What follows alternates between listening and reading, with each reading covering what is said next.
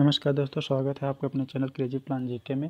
तो दोस्तों, हम लोगों ने पार्ट 1 पार्ट 2 देख लिया था। आज पार्ट 3 है। तो पार्ट 2 में हम लोगों ने क्षेत्रफल का सूत्र, मात्रक और बीमा निकालना सीख लिए थे।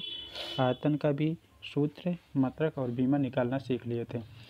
क्षेत्रफल का यानी एरिया का बीमा जो होता है L² होता है और आयतन का L³ होता है, और इसका जो मात्रक होता है मीटर² होता है और आयतन का मीटर³ होता है।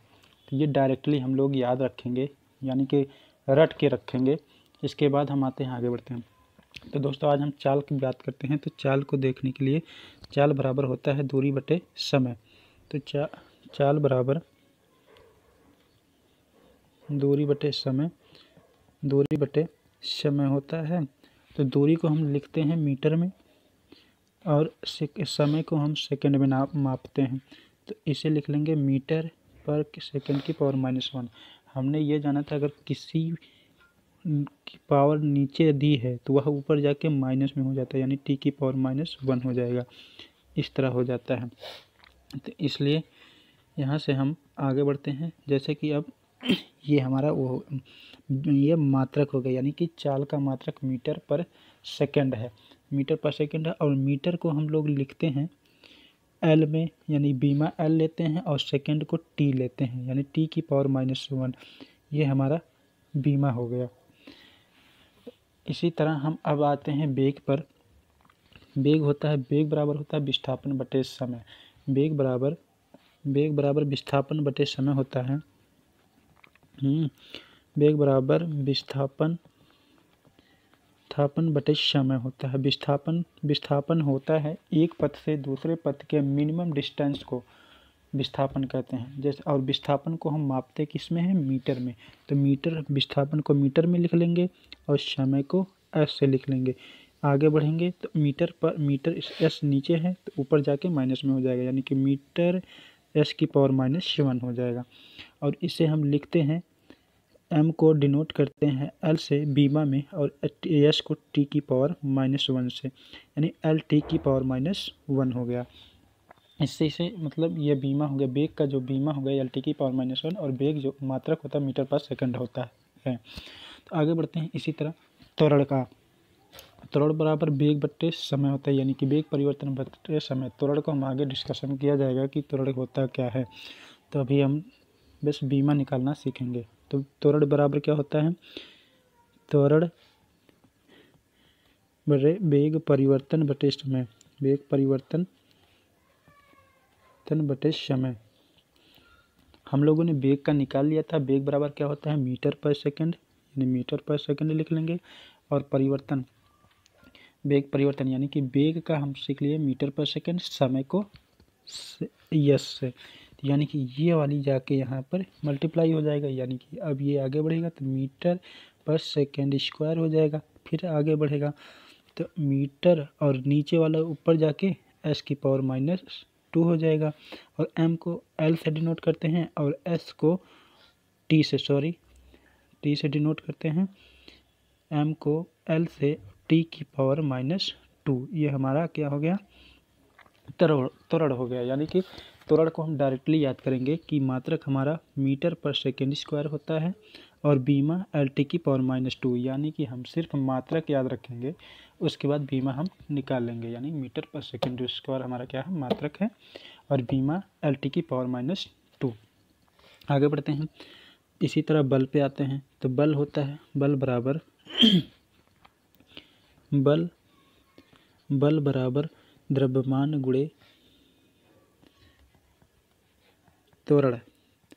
हम लोगों ने अभी त्वरण चेक किया है, यानी कि द्रव्यमान को हम किलोग्राम में मापते हैं और गुणे त्वरण को हम मीटर पर सेकंड स्क्वायर अभी देखा है। तो यानी कि kilogram metre upon second square. अब इसे हम डिस्कस कर लेंगे कि यानी किलोग्राम यस जो ऊपर जाके -2 में हो जाएगा, यानी किलोग्राम मीटर s की पावर -2। ये हमारा मात्रक हो जाएगा, किलोग्राम मीटर पर सेकंड स्क्वायर। आगे बढ़ते हैं। इसका जो बीमा है हमने याद कर लिया, किलोग्राम मीटर पर सेकेंड स्क्वायर। ये हमारा मात्रक हुआ। किलोग्राम को हम किस में लिखते हैं, एम से डिनोट करते हैं, और मीटर को हम किस में डिनोट करते हैं, यल से डिनोट करते हैं। और समय नीचे है, ऊपर जाके -2 में हो जाएगा। उसके बाद यहाँ टी की पावर -2 हो जाएगा। उसके बाद ये हमारा बीमा हो गया बल का। ठीक है, बल का हम डायरेक्टली याद करेंगे किलोग्राम मीटर पर सेकेंड स्क्वायर, ये हमारा बल का हो गया। इसी तरह त्वरण को याद रखेंगे मीटर पर सेकेंड स्क्वायर। इसी तरह बल को वेग को याद रखेंगे मीटर पर सेकेंड। चाल को याद रखेंगे मीटर पर सेकेंड। उसके बाद हम लोग आयतन को याद रखेंगे मीटर क्यूब, और क्षेत्रफल को याद रखेंगे मीटर स्क्वायर। ये हम तीनों याद रखें, 5 ठे है, पाँचों याद रखेंगे। और पाँचों को याद रखने से हम सारे चीज़ को आराम से निकाल सकते हैं। जैसे कि दाब की बात करें तो दाब होता है, दाब बराबर बल बटे क्षेत्रफल, बल बटे क्षेत्रफल। ठीक है, तो बल बटे क्षेत्रफल, तो बल क्या अभी हम लोगों ने निकाला था, किलोग्राम मीटर पर सेकेंड स्क्वायर। इस तरह क्षेत्रफल को हम लिखते हैं किसमें, मीटर स्क्वायर में, यानी कि यहाँ लिख लेंगे मीटर स्क्वायर। ये मीटर स्क्वायर यहाँ आके गुणा हो जाएगा, यानी कि अब आ जाएगा kilogram metre second square metre square. यानी 1 मीटर से 1 मीटर कैंसिल हो जाएगा, ये हो जाएगा अब किलोग्राम अपान मीटर सेकेंड स्क्वायर। ये हमारा फार्मूला हो जाएगा। आगे बढ़ते हैं हम। किलोग्राम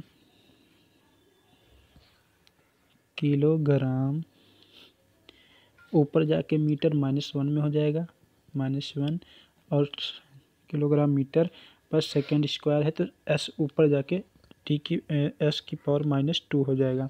इसे किलोग्राम को हम एम से डिनोट करते हैं, मीटर को एल से डिनोट करते हैं, और ये -1 हो जाएगा। और एस को हम टी से डिनोट करते हैं, और ये -2 हो जाएगा। ये हमारा क्या हो गया, दाब का बीमा सूत्र हो जाएगा। इसी तरह हम सारे को निकाल सकते हैं। यह आप आगे देख लीजिएगा। हम लोग अब आगे बढ़ते हैं दोस्तों। इसमें आप सब धीरे से निकालते चले जाइएगा, आराम से निकलता चला जाएगा। तो ठीक है, अब हम लोग पढ़ते हैं बीमा सूत्र। समान बीमी सूत्र और मतलब समान बीमा सूत्र वाले मात्रक, जैसे कि चाल और वेग का हम लोगों ने देखा था। चाल बराबर मीटर पर सेकंड होता है, वेग बराबर भी मीटर पर सेकंड होता है, यानी इनका जो मात्रक भी सेम होता है और इनका बीमीय सूत्र भी सेम होता है। इसी तरह भार का हम लोगों ने देखा किलोग्राम मीटर पर सेकेंड स्क्वायर होता है, और बल का भी हम लोगों ने देखा किलोग्राम मीटर पर सेकेंड स्क्वायर होता है, यानी कि बीमीय सूत्र भी समान होते हैं और बल भी समान होते हैं। इसी तरह प्लांक नियतांक, कोणीय संवेग, कोणीय वेग और कोण प्रवणता, संवेग और आवेग का भी मात्रक समान होता है। ऊर्जा कार्य और बल आगुड़ी, तीनों का मात्रक और बीमीय सूत्र समान होता है। इसी तरह सारे को, ये इम्पोर्टेंट है, आप इसे ज़रूर याद रखेंगे। ये पूछता है, इम्पोर्टेंट है, ये आप ज़रूर इसे याद रखेंगे। आगे बढ़ते हैं हम लोग।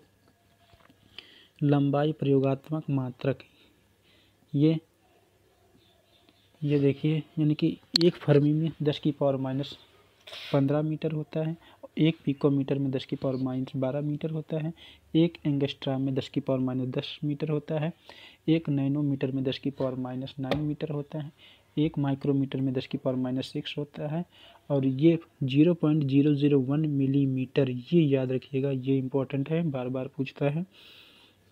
इसके बाद 1 प्रकाश वर्ष बराबर 9.467 × 10⁻15 मीटर होता है, और 1 खगोलीय मात्रक इक्वल टू 1.495 × 10⁻11 मीटर। इसी तरह हम आगे देखते इसे हम याद रखेंगे, यानी आप इसे याद रख लीजिएगा ही। इसके बाद हम आते हैं पारसेक, खगोलीय दूरियों का मापन। खगोलीय दूरियों का मापन देखते हैं, तो खगोलीय दूरियों के मापन में पहला आता है प्रकाश वर्ष। प्रकाश वर्ष किसे कहते हैं? प्रकाश द्वारा निर्वात में एक वर्ष में तय की गई कुल दूरियों को एक प्रकाश वर्ष कहते हैं। और एक प्रकाश वर्ष बराबर होता है 9.467 × 10⁻15 मीटर। अनौपचारिक रूप से खगोलीय दूरियों को व्यक्त करने के लिए प्रकाश वर्ष का प्रयोग करते हैं। यानी खगोलीय दूरियों को मापने के लिए हम प्रकाश वर्ष का प्रयोग करते हैं। एक साल में चली गई दूरियों को ही हम एक प्रकाश वर्ष कहते हैं। इसी तरह हमें फिर आते हैं हम खगोलीय इकाई। यह भी दूरी मतलब खगोलीय इकाई भी दूरी का मात्रक है। प्रकाश वर्ष भी दूरी का मात्रक है, खगोलीय इकाई भी दूरी का मात्रक है, और पार्सेक भी दूरी का मात्रक है। यानी कि अगर खगोलीय दूरी की बात करें, जैसे यह लिखा, यह भी दूरी का मात्रक है। पृथ्वी और सूर्य के बीच के मध्य दूरी को खगोलीय इकाई कहते हैं, खगोलीय दूरी कहते हैं। तो खगोलीय इकाई ये का मात्रक यानी कि पृथ्वी और सूर्य के बीच की दूरी को हम क्या कहते हैं? खगोलीय दूरी कहते हैं। यानी और एक खगोलीय दूरी को हम क्या कहते हैं? एक खगोलीय दूरी बराबर 1.496 × 10⁻11 मीटर। ये ज़रूरी है, याद रखिएगा। उसके बाद आते हैं हम पार्सेक। पार्सेक क्या होती है? यह दूरी मापने की सबसे बड़ी इकाई मानी जाती है।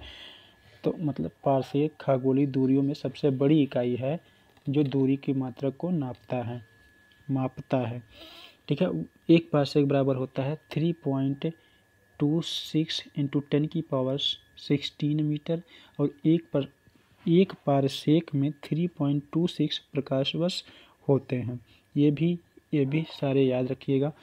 फिर आगे बढ़ते हैं। सार्थक मान क्या होता है?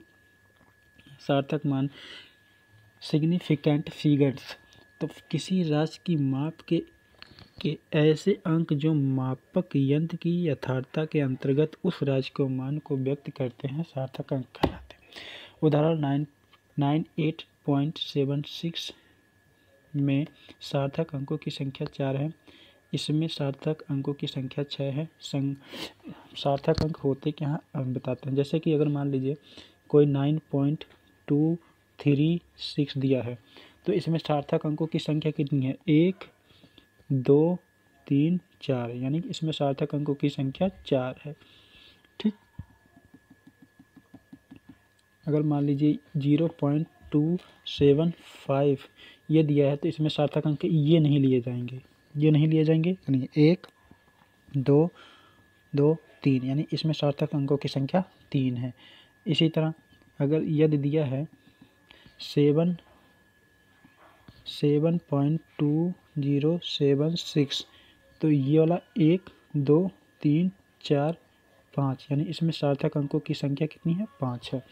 इसी तरह आगे बढ़ते हैं। अब समांगता का सिद्धांत हम लोग अगले वीडियो में देखेंगे। तो दोस्तों आज के लिए बस इतना ही।